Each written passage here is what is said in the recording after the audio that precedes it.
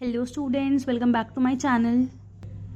आई hope आपने पीछे के वीडियोस सभी देख लिए होंगे जो भी आपको अभी तक पढ़ाया गया है, और जो भी आपको रैंक के मेथड, जो solution of system of linear equation का मेथड सब कुछ सिखाया गया है कि कैसे हम रैंक के हेल्प से सोल्यूशन फाइंड करते हैं, कि सोल्यूशन कैसा है वो आपको अच्छे से समझ में आ गया होगा। अगर आप आज मेरे चैनल पर पहली बार आए हैं तो सब्सक्राइब करें ज़रूर, और ऊपर टॉप राइट कॉर्नर पर आपको पिछले सभी प्रीवियस वीडियोज़ के लिंक्स मिल जाएंगे जो भी इस करंट वीडियो को पढ़ने के लिए आपको ज़रूरी होंगे। तो आज की इस वीडियो में हम लैम्डा म्यू की वैल्यू फाइंड करने का एक और क्वेश्चन डिस्कस करने जा रहे हैं, जो कि बहुत ही मज़ेदार है, बहुत ही इंटरेस्टिंग है।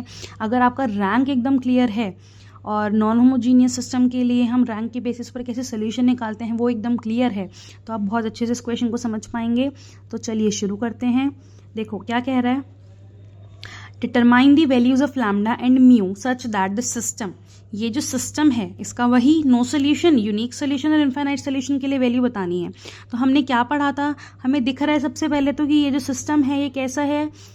सिस्टम तो हम बाद में निकालेंगे।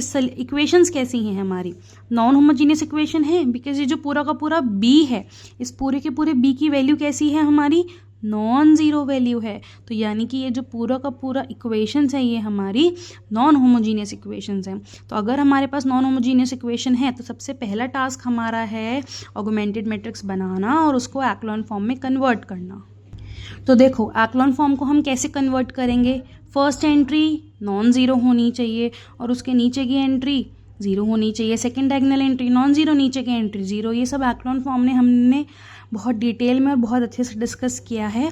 तो सबसे पहले first row first column element non zero है, नीचे की एंट्री ज़ीरो बनाने के लिए R2 और R3 पर हमने ऑपरेशन अप्लाई कर दिया। ये मेरा रिजल्टेंट मैट्रिक्स हो गया। अब मुझे इसको ज़ीरो बनाना है, तो इसको ज़ीरो बनाने के लिए इसको 2 से डिवाइड करके इसमें से माइनस कर दिया तो मेरा ये ज़ीरो हो जाएगा। तो देखो ज़रा रिजल्टेंट क्या मिलेगा। देखो ये मुझे मिल गया रिजल्टेंट मैट्रिक्स। अब मुझे जो भी मेरी रैंक होगी वो मेरी ए और ए बी की रैंक किस पे डिपेंड करेगी, इस थर्ड रो पे डिपेंड करेगी। ये दोनों एंट्री ज़ीरो हो गई तो इन दोनों की रैंक 2 हो जाएगी, ये नॉन ज़ीरो हो गई तो इनकी रैंक 3 हो जाएगी, ये ज़ीरो ये नॉन ज़ीरो हो गई तो रैंक हमारी नॉट इक्वल हो जाएगी। देखो ज़रा इसको डिटेल में डिस्कस करते हैं। देखो अगर मुझे इसका नो सोल्यूशन चाहिए तो नो सोल्यूशन होने के लिए ये एंट्री कैसी होनी चाहिए, ज़ीरो। अगर मेरा lambda minus three equal to zero हो गया तो यानी कि ये पूरे के पूरे में नंबर ऑफ नॉन ज़ीरो रोज कितनी रह गई, 2। तो ए की रैंक मेरी हो गई 2। तो अगर मुझे इनकी रैंक को अनइक्वल करना है तो यहाँ मुझे एक नॉन ज़ीरो एंट्री चाहिए। It means mu minus 5/2 not equal to zero होना चाहिए। ये ज़ीरो है, ये नॉन ज़ीरो है, तो इस पूरे ए बी की रैंक कितनी हो गई, 3। दोनों की दोनों रैंक अनइक्वल हो गई। इट मीन्स ये मेरा किसका केस बन गया, ये मेरा केस बन गया नो सोल्यूशन का। रैंक के बेसिस पर ही करते हैं ना, रैंक ए, क्योंकि ये एलिमेंट ज़ीरो हो गया। ये एलिमेंट ज़ीरो कब होगा, जब लैम्डा माइनस 3 ज़ीरो के इक्वल हो जाए। ये एलिमेंट ज़ीरो होते इसकी रैंक मेरी 2 आ गई। अब क्योंकि ये ज़ीरो है तो इसको नॉन ज़ीरो होना पड़ेगा ना नो सोल्यूशन के लिए।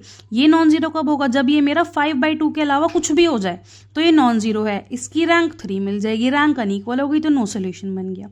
नेक्स्ट देखो, अब मुझे चाहिए इनफाइनाइट सोल्यूशन। इनफाइनाइट सोल्यूशन होने के लिए यहाँ पे 0 0 होना चाहिए, इसकी रैंक 2, इसकी रैंक 2। नो इनफाइनाइट सोल्यूशन के लिए ये रैंक 0 हो, ये वाली वैल्यू, तो इसके लिए क्या करना पड़ेगा, lambda minus 3 is equal to 0 होना चाहिए और mu minus 5/2 is equal to 0 होना चाहिए। ये पूरी टर्म 0 होगी, ये पूरी टर्म 0 होगी, तो ए की रैंक कितनी मिल गई, 2, ए बी की 2 लेस देन एन 3। तो ये मुझे किसका केस मिल गया, इनफाइनाइटली मैनी का। अब आ जाओ यूनिक के लिए क्या चाहिए, कि ये दोनों की दोनों रैंक्स इक्वल हो जाएं और इक्वल टू एन हो जाए। एन कितना है, 3। इसकी रैंक 3 अगर करनी है तो मेरा ये नॉन ज़ीरो होना चाहिए, क्योंकि अगर ये 0 हो गया तो इसकी रैंक तो 2 हो जाएगी ना, अभी हमने ऊपर पढ़ा था। क्योंकि ये नॉन ज़ीरो हो गया तो इसकी रैंक मेरी हो गई 3। अब इसकी रैंक, जब देखो यहाँ भले ही 0 हो भले ही नॉन ज़ीरो हो, इसकी रैंक तो 3 ही रहने वाली है ना हमेशा, जो कि इक्वल टू एन है। तो यहाँ पे मेरी कुछ भी वैल्यू आ सकती है म्यू की। तो ये मेरा किसका केस हो गया, ये हो गया यूनिक सोल्यूशन का। अब इसका प्रॉपर मेथड देख लेते हैं, इसको लिखना किस तरीके से है।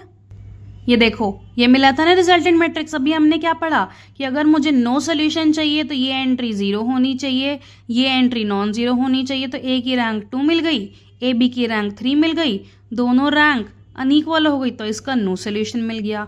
यूनिक सोल्यूशन के लिए जो लैम्डा -3 है वो नॉट इक्वल टू 0 हो जाए, यानी लैम्डा नॉट इक्वल टू 3 आ गया। म्यू की वैल्यू कुछ भी हो जाए, तो ए की रैंक 3 आ गई, ए बी की रैंक 3 आ गई, एन के इक्वल आ गई, यानी कि इसका यूनिक सोल्यूशन मिल जाएगा। बहुत ईजी है, हर क्वेश्चन के लिए फिक्स स्टेप है। इनफाइनाइट के लिए पूरी की पूरी थर्ड रो 0 हो जाए, थर्ड रो 0 होने के लिए इन दोनों वैल्यूज को 0 होना पड़ेगा। लैम्डा इक्वल टू 3 हो जाए, म्यू इक्वल टू 5/2 हो गया, तो मेरी ये दोनों रैंक इक्वल टू 2 हो जाएंगी, जो कि लेस देन n है, और मुझे इसके इनफाइनाइट नंबर ऑफ सॉल्यूशंस मिल जाएंगे। फिक्स मेथड है क्वेश्चन को करने का।